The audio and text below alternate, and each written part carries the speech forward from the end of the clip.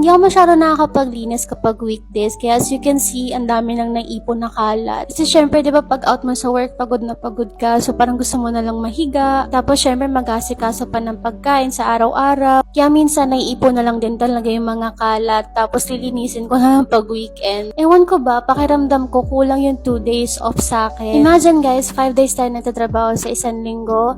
Tapos pag Sabado, usually, di ba, may mga nilalakad tayo ng mga importanteng bagay. O kaya naman, kagaya nito na maglilinis. So, isang araw na day off mo sa isang linggo, hindi mo rin talaga ma-enjoy kasi marami ka pang need asikasuhin as an adult person. So, meron ka lang isang araw, either Sabado or Linggo, para mag-enjoy, lumabas-labas, o kung gusto mo, magpahinga na lang sa bahay. Like, nagkikets niyo ba ako guys? Sa isang linggo, halos 6 na araw kang work, asikaso.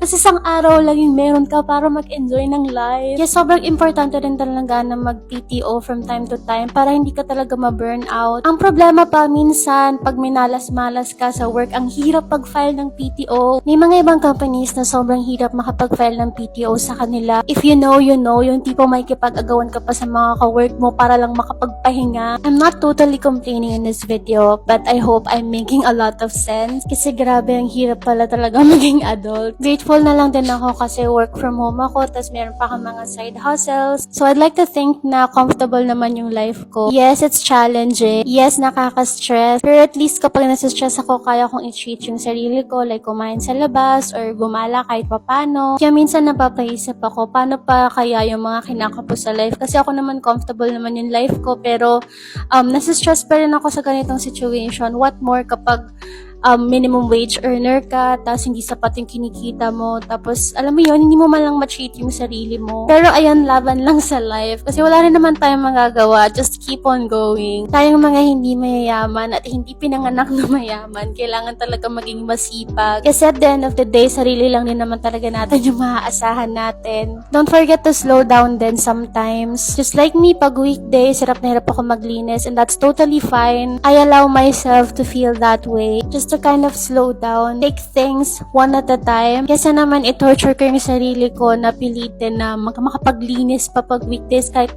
na hirap na ako. But ayun, we're all doing good in life. We're all making progress every day, and that itself is a blessing na.